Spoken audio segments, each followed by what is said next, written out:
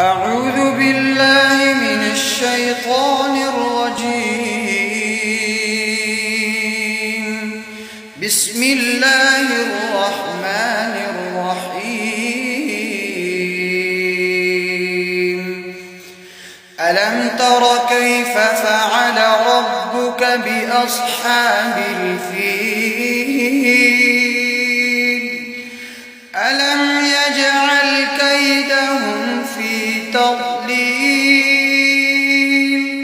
وأرسل عليهم طيرا أبابيل ترميهم بحجارة من سجيل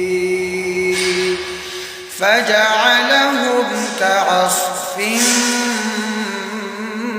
مأكول.